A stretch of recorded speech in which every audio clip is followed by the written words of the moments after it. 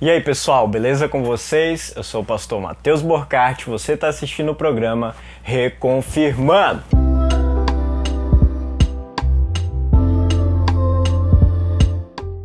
Hoje queremos estudar um tema muito central e muito importante dentro das Escrituras Sagradas, que é o pecado da humanidade. Na realidade, esse vai ser uma série de vídeos, começando hoje, definindo o que é o pecado. Nosso próximo vídeo vamos falar sobre o pecado original e no terceiro vídeo sobre o pecado atual. Essa vai ser uma série muito importante dentro do conhecimento luterano também, a respeito da Escritura, a respeito da condição nossa humana, e você é o nosso convidado para participar desse estudo. Então, vem comigo e vamos estudar a Palavra de Deus. A Palavra de Deus define o pecado como o afastamento do ser humano da lei divina, da lei que foi revelada, para Adão ali na sua consciência e para nós hoje na Palavra de Deus, propriamente a nossa Bíblia. Todo o afastamento dessa vontade dele é considerado pecado. Olha o que a palavra nos diz sobre isso. Quem peca é culpado de quebrar a lei de Deus, porque o pecado é a quebra da lei.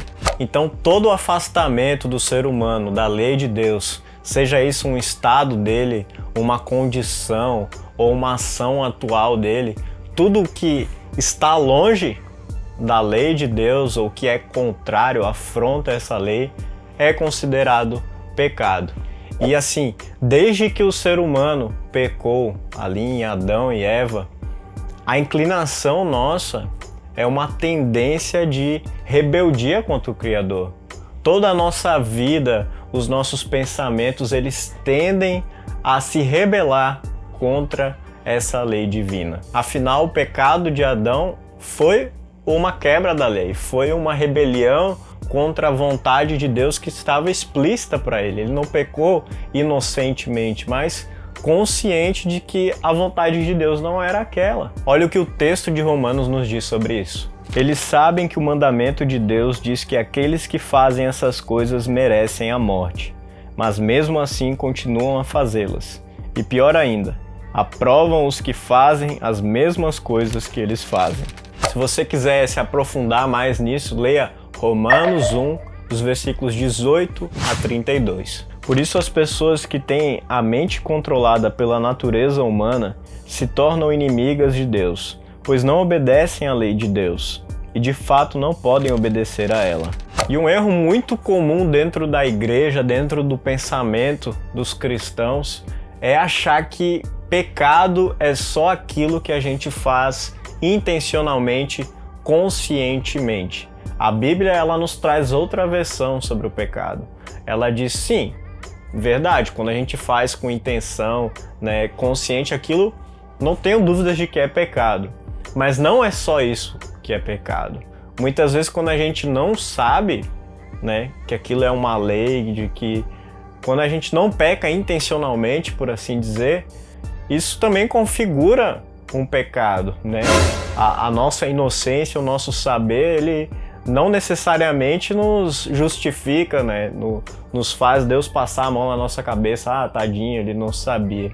Mas a própria inclinação nossa, ela é sempre em rebelião contra Deus. Mesmo inconscientemente, a gente está se rebelando contra Deus. Esse é um estado do ser humano de uma completa rebeldia e uma rebeldia ativa e constante. Olha o que a palavra nos diz. Pois não faço o bem que quero, mas justamente o mal que não quero fazer é o que eu faço. Ele fez isso apesar de eu ter dito blasfêmias contra ele no passado e de o ter perseguido e insultado. Mas Deus teve misericórdia de mim, pois eu não tinha fé e por isso não sabia o que estava fazendo.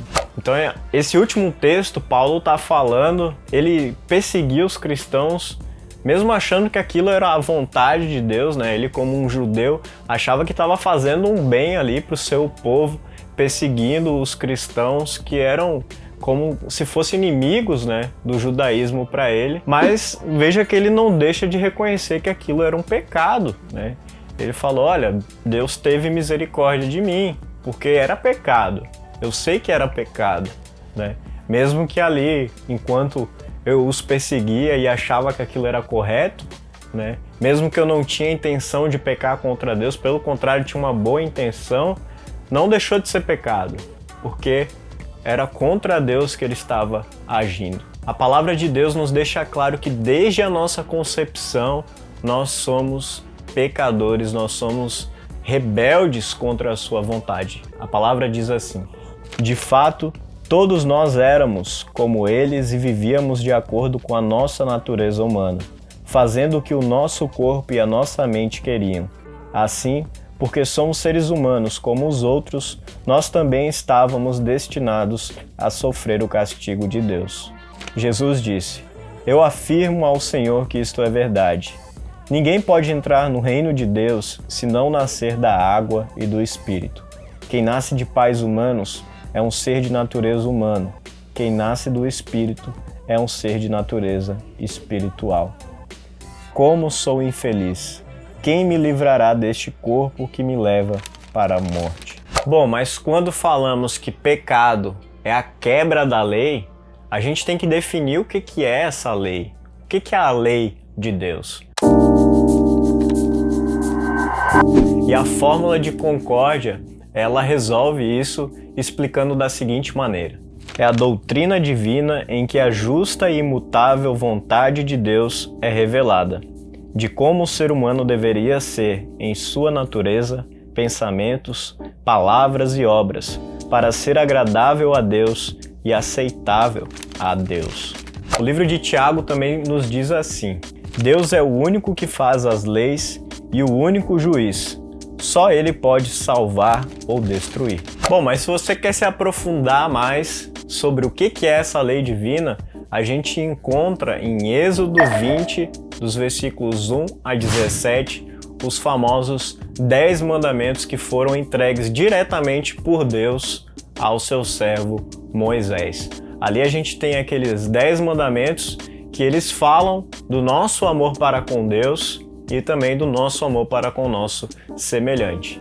E o alcance desses mandamentos, ele é tão amplo que é difícil, e eu até desafio vocês a procurarem um pecado que não esteja ferindo a esses 10 mandamentos. É um alcance muito grande e Jesus, sabiamente, ele resumiu esses mandamentos da seguinte forma, falando que os mais importantes são amar a Deus de todo o coração e amar o próximo como a ti mesmo. Também as nossas leis civis e as leis paternas, né, dos nossos pais, elas entram também dentro dessa lei que a gente deve obedecer, visto que são autoridades que o próprio Deus conferiu a essas pessoas. Então, quando a gente desobedece a essas autoridades, nós estamos também transgredindo a lei de Deus. Veja o que a palavra nos diz: obedeçam às autoridades, todos vocês, pois nenhuma autoridade existe sem a permissão de Deus,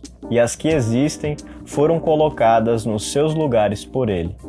Filhos, o dever cristão de vocês é obedecer sempre ao seu pai e à sua mãe, porque Deus gosta disso. E veja como essa lei de obedecer às autoridades se torna importante num tempo de calamidade como esse que a gente está vivendo hoje, do coronavírus, em que o governo, né, o Estado, ele tem o poder de fechar as igrejas, né, se porventura ele percebe que aquilo é para o bem comum. Então tem muita gente aí falando que esse fechamento das igrejas é uma perseguição aos cristãos. Isso aí é pura bobagem, né? Visto que não foi só as igrejas cristãs que fecharam, mas também diversas outras religiões foram afetadas com isso aí, e com certeza esse fechamento foi para o bem comum da população. Então não qualifica de forma alguma a perseguição, a não ser que fosse só as igrejas cristãs que tivessem que fechar, o que não foi o caso. Não é perseguição. As autoridades foram colocadas por Deus para o nosso bem. Da mesma forma, os nossos pais, né, acima de qualquer coisa, merecem o nosso respeito, e foi dada autoridade a eles, né, para governar sobre os seus filhos, para que eles os respeitem, os obedeçam, né? Eu sei que muitas vezes para os filhos é complicado entender os seus pais, as suas atitudes, né, aquilo que eles cobram dos seus filhos ou que decidem alguma coisa por eles e às vezes isso se torna tão difícil dentro do lar, mas a vontade de Deus é que a gente obedeça a eles, os respeite. Aliás, é o único mandamento, né, daqueles 10 mandamentos que tem a promessa de que se a gente fizer isso, né, respeitar essas autoridades, teremos uma vida longa aqui na terra. É o único mandamento que presta uma bênção, então é um mandamento muito importante e a gente tem que respeitar essas pessoas tão importantes que Deus colocou aqui na terra, que são verdadeiros anjos, né, que cuidam da gente, zelam para o nosso bem. Mas é claro que para toda regra existe uma exceção. E no caso das autoridades civis e paternas, o limite, né, o passo que extrapola essa autoridade deles é quando eles usam a autoridade deles para fazer com que os seus subordinados eles ajam de forma que seja contrária à vontade de Deus. Aí, ao invés deles estarem usando a sua autoridade para servir a Deus, para bendizê-lo, eles vão estar usando essa autoridade justamente para fazer o contrário, para maldizer a Deus, para fazer com que os seus subordinados pequem contra Deus. E aí a gente não precisa obedecer a essas autoridades, porque essas mesmas autoridades, elas estão debaixo da mesma lei divina de Deus. E no momento que elas deixam de observar essas leis fundamentais que Deus nos deu, então elas perdem também a sua autoridade. É importante a gente destacar muito bem o que eu vou falar, presta atenção. As autoridades que estão aqui no mundo, elas não estão aqui para ser Deus, elas estão aqui para servi-lo. E a igreja, é claro, ela também está debaixo dessa mesma lei que Deus nos deu. A igreja não tem autoridade nenhuma para criar alguma lei e falar, olha, você tem que fazer isso para ir para o céu, como muitas igrejas historicamente fizeram, né, pela sua própria vontade, achando que tinham autoridade para criar leis. Não é bem assim. A igreja está aqui no mundo para servir a Deus. Olha o que a palavra de Deus nos diz. Não pensem que eu vim para acabar com a lei de Moisés ou com os ensinamentos dos profetas. Não vim para acabar com eles, mas para dar o seu sentido completo. Eu afirmo a vocês que isso é verdade. Enquanto o céu e a terra durarem, nada será tirado da lei, nem a menor letra, nem qualquer acento, e assim será até o fim de todas as coisas. Portanto, qualquer um que desobedecer ao menor mandamento e ensinar aos outros a fazerem o mesmo, será considerado o menor no reino do céu. Por outro lado, quem obedecer à lei e ensinar os outros a fazerem o mesmo, será considerado grande no reino do céu. Jesus respondeu: Hipócritas! Como Isaías estava certo quando falou a respeito de vocês. Ele escreveu assim: Deus disse, este povo com a sua boca diz que me respeita, mas na verdade o seu coração está longe de mim. A adoração desse povo é inútil, pois eles ensinam leis humanas como se fossem mandamentos de Deus. E continuou: vocês abandonam o mandamento de Deus e obedecem a ensinamentos humanos. E Jesus terminou dizendo: vocês arranjam sempre um jeito de pôr de lado o mandamento de Deus para seguir os seus próprios ensinamentos. Pois Moisés ordenou: respeite o seu pai e a sua mãe, e disse também que seja morto aquele que amaldiçoar o seu pai ou a sua mãe. Mas vocês ensinam que, se alguém tem alguma coisa que poderia usar para ajudar os seus pais, mas diz, eu dediquei isso a Deus, então ele não precisa ajudar os seus pais. Assim vocês desprezam a palavra de Deus, trocando-a por ensinamentos que passam de pais para filhos, e vocês fazem muitas outras coisas como esta. Então Jesus deixou mais do que claro de que a igreja ela tem um propósito aqui no mundo de servir a Deus, de revelar a Deus às pessoas, assim como ele se revela nas Escrituras. Tudo que passa disso é uma vontade humana de colocar condições na salvação das pessoas e aí a gente vai estar distorcendo a mensagem do evangelho, a gente vai estar colocando condições onde não tem, e a salvação vai parecer algo cada vez mais difícil de alcançar, o que é completamente contrário à palavra revelada de Deus. Mas existem casos, né, que acontecem na igreja, acontecem na nossa vivência, de situações que não estão expressamente reveladas na Bíblia, né? E a gente fica, e aí o que a gente faz? Isso é pecado? Isso não é pecado? Na teologia a gente chama essas situações de adiáforos.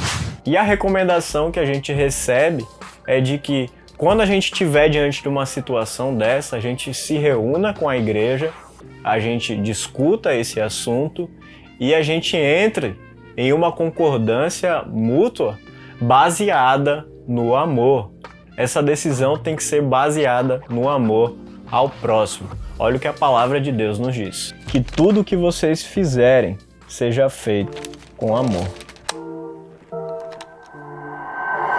E aí tem aquela pergunta que sempre fazem na igreja: pastor, por que algumas leis elas foram abolidas no Novo Testamento e outras permaneceram? Acontece que a gente chama essas leis que foram abolidas de leis cerimoniais. Leis que perderam meio que o seu sentido com a chegada de Cristo, com a liberdade que ele nos trouxe, como por exemplo a questão da tatuagem. A tatuagem tem um texto especificamente no Antigo Testamento que diz que é pecado ter tatuagem. Mas qual era o contexto? O contexto era que para o pessoal daquele tempo, se você visse uma pessoa na rua com uma tatuagem, você não ia pensar nem duas vezes. Você sabia que aquela pessoa era uma pessoa daquela religião pagã e que ela fez aquela tatuagem com o propósito de adorar aquele Deus pagão. Então, a tatuagem estava diretamente relacionada ao culto pagão, à adoração a falsos deuses, e por isso tinha uma lei clara dizendo que isso era pecado. Porque se alguém visse um judeu ali do povo de Deus com a tatuagem, de forma alguma ia dizer que ele era judeu, ia dizer que era adorador daquele tal Deus, né? Tinha uma razão. Hoje o contexto é outro, né? Hoje você não associa isso quando você vê uma pessoa tatuada, a não ser que a tatuagem dela tenha um significado bem explícito ali de adoração a outros deuses, astrologia, enfim. Não é o contexto de hoje. Hoje você não olha para uma pessoa tatuada e diz, essa pessoa aí adora falsos deuses, né? Não, o significado é outro no nosso tempo. Então essa lei, ela perdeu o seu sentido dentro do contexto que a gente vive hoje. O mesmo aconteceu também para outras leis, né? Como, você só pode dar tantos passos durante o dia do descanso. O próprio dia do descanso, né? Que era observado só no sábado e os cristãos observam no domingo, né? Lembrando da ressurreição de Jesus. E tem textos que falam sobre não poder cortar barba, de que mulher só pode usar saia. Enfim, existem diversas leis que o próprio Deus concedeu a liberdade da gente não precisar mais observá-las, elas não são mais necessárias para a nossa relação com Deus, né? Para ter paz com Deus. Toda essa liberdade foi dada com a chegada de Cristo. Cristo deu um sentido completo para toda a lei. Veja o que o texto bíblico nos diz sobre isso. Mas agora que vocês conhecem a Deus, ou melhor, agora que Deus os conhece, como é que vocês querem voltar para aqueles poderes espirituais fracos e sem valor? Por que querem se tornar escravos deles outra vez? Por que dão tanta importância a certos dias, meses, estações e anos? Estou muito preocupado com vocês. Será que todo o trabalho que tive com vocês não valeu nada? Cristo nos libertou para que nós sejamos realmente livres. Por isso, continuem firmes como pessoas livres e não se tornem escravos novamente. Prestem atenção. Eu, Paulo, afirmo que, se vocês deixarem que os circuncidem, então Cristo não tem nenhum valor para vocês. Repito isso mais uma vez, para qualquer homem que deixar que o circuncidem. Esse homem é obrigado a obedecer a toda a lei. Vocês que querem que Deus os aceite, porque obedecem à lei, estão separados de Cristo e não têm a graça de Deus. Mas nós temos a esperança de que Deus nos aceitará. E é isso o que esperamos pelo poder do Espírito de Deus, que age por meio da nossa fé. Portanto, que ninguém faça para vocês leis sobre o que devem comer ou beber, ou sobre os dias santos e a festa da lua nova e o sábado. Então veja que ali em Gálatas 5 a gente percebe o motivo por que muitas dessas leis foram abolidas. Porque estava acontecendo justamente que os judeus que haviam sido convertidos ao cristianismo, acreditavam em Jesus como um Messias, eles estavam exigindo de não-judeus, de pessoas de outras culturas que realizassem essas práticas como a circuncisão, como se aquilo ali fosse uma condição para eles serem salvos.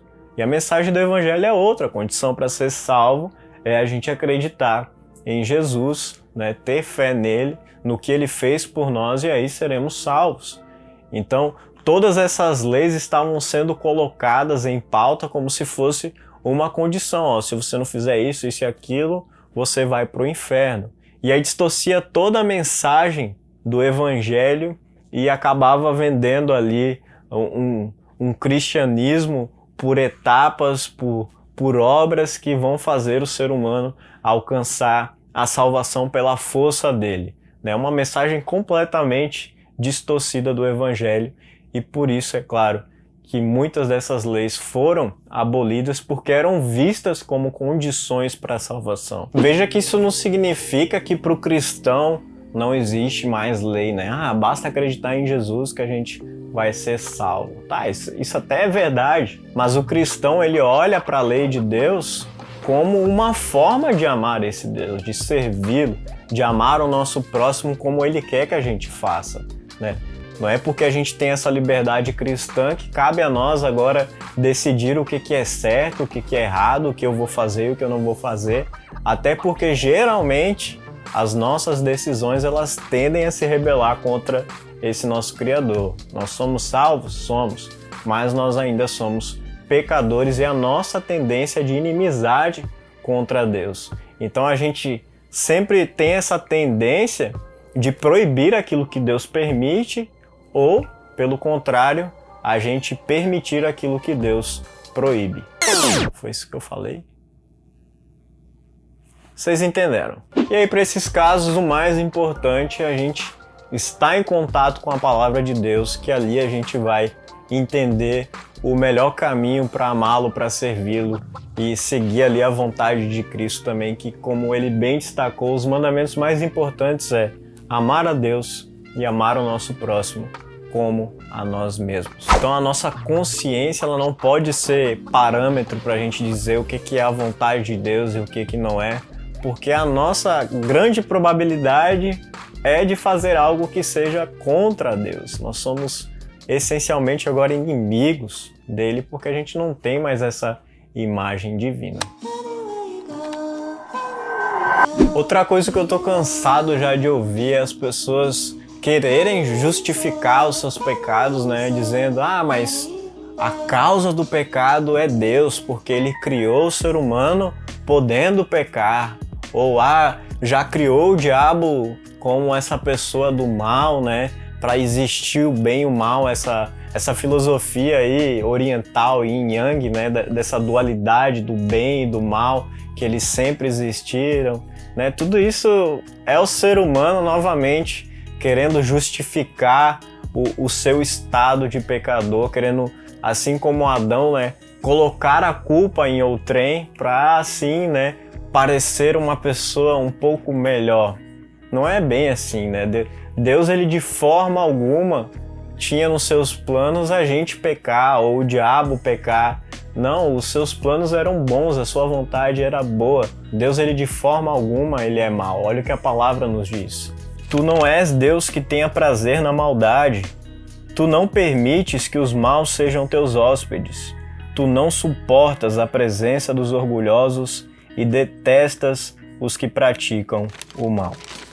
Então, de acordo com a Escritura, a causa externa do pecado é o diabo ali que induziu o ser humano, né? Ele tentou o ser humano a pecar, mas a causa interna do pecado é o ser humano que deixou ser seduzido pelo mal, né? Caiu naquele papo, quis ser tão bom como Deus era, como era a promessa do diabo, e assim, enfim, os dois caíram, os dois estão em pecado, tanto a parte ali, um terço dos anjos que caiu junto com Lúcifer, e nós, seres humanos também, agora todos carregamos esse pecado como se fosse uma doença ali que está no nosso DNA, e todos carregamos essa tendência à inimizade contra Deus. É o que a palavra de Deus nos diz. Vocês são filhos do diabo e querem fazer o que o pai de vocês quer. Desde a criação do mundo ele foi assassino e nunca esteve do lado da verdade, porque nele não existe verdade. Quando o diabo mente, está apenas fazendo o que é seu costume, pois é mentiroso e é o pai de todas as mentiras. O pecado é uma transgressão contra a vontade de Deus, e isso faz com que a gente se torne condenáveis. E essa condenação, na teologia, a gente fala então de uma tripla morte. E a primeira morte é a nossa morte espiritual.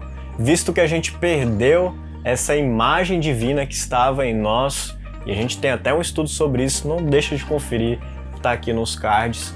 E essa imagem divina que a gente perdeu fez com que todas as outras gerações que seguem, assim como a nossa, são corruptas, são tendenciosas à inimizade contra Deus. A segunda morte é a que a gente mais está vendo agora nos noticiários, que é a nossa morte temporal. Aqui na Terra nós envelhecemos, nós entramos em enfermidade, nós estamos sujeitos à ação de outras pessoas, né, contra a nossa vida. Enfim, a nossa vida aqui ela é certa de que vai acabar. Não sei que Jesus desça por aí agora, né? Aí pode ser que a gente não experimente a morte, sejamos agraciados de não experimentarmos a morte.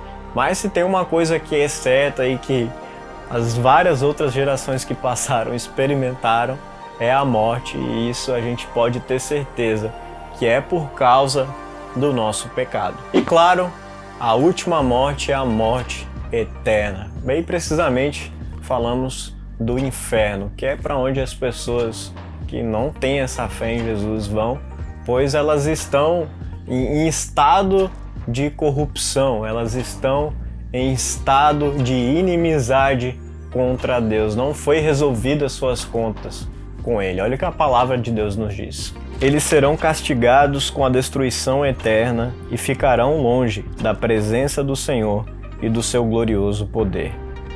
Depois ele dirá aos que estiverem à sua esquerda: afastem-se de mim, vocês que estão debaixo da maldição de Deus, vão para o fogo eterno, preparado para o diabo e os seus anjos. A condenação eterna, ela está reservada para aqueles que não conhecem ainda Jesus ou que o ignoram durante a sua vida, essas pessoas que não colocam a sua esperança em Jesus. Pois Jesus ele veio aqui para o mundo justamente para pagar essa nossa dívida imensa, e de forma alguma, com obra alguma, a gente poderia pagar, mas ele pagou com a sua própria vida o preço da condenação de toda a humanidade. E assim, com a vida que ele deu, ele nos dá a vida para todo aquele que confia no Filho de Deus como seu Salvador. Esse é o plano de Deus para a nossa salvação. E feliz é aquele que confia em Cristo, pois esse não vai experimentar essa terceira morte, a morte eterna. Essa não está reservada para aqueles que creem em Cristo Jesus, o Messias, o nosso Salvador. E como não poderia deixar de colocar aqui, vamos terminar com aquela citação de Miller que nos diz assim: a culpa e o castigo do pecado devem ser constantemente ressaltados pelo teólogo cristão, pois o ser humano, em sua depravação, se recusa a crer o que a lei divina ensina no tocante ao pecado e às suas consequências. Ele nega os castigos temporais e o castigo eterno do pecado, apesar de a sua consciência o acusar e condenar. Até mesmo os crentes, enquanto carne, se recusam a crer na severidade das ameaças de Deus. E por isso mesmo o próprio Cristo proclamou tão energicamente a verdade de que o castigo divino é eterno. Muito bem, meus amigos, esse aí foi o nosso vídeo sobre pecado, esse estudo dessa série. Ainda vão ter outros 2 vídeos sobre pecado, pecado original e pecado atual. Você aí, luterano, será que lembra muito bem desse assunto? Eu já vi muita gente dar resposta errada sobre isso aí, uma respostinha bem rasa. Então não deixem de nos acompanhar para vocês ficarem bem por dentro desses assuntos tão importantes dentro da igreja, e por isso mesmo não deixa de se inscrever no nosso canal do YouTube, ativa o sininho lá, curte também nossa página da Paróquia Ebenezer no Facebook, que aí não vai ter erro, vocês vão ter acesso a esse vídeo, a esse conteúdo que estamos gerando aí com tanto carinho para o crescimento da fé de vocês e também para vocês poderem compartilhar com outras pessoas. Então deixa o teu like aí, porque aí é bem provável que outras pessoas vão poder assistir, e vai ser mais provável ainda se você compartilhar esse vídeo aí com seus amigos, com seus familiares, na sua timeline. De qualquer forma, eu agradeço aí pela ajuda de vocês. Esse foi o nosso estudo do Reconfirmando. Tenham todos uma abençoada semana, que Deus esteja com vocês. Valeu!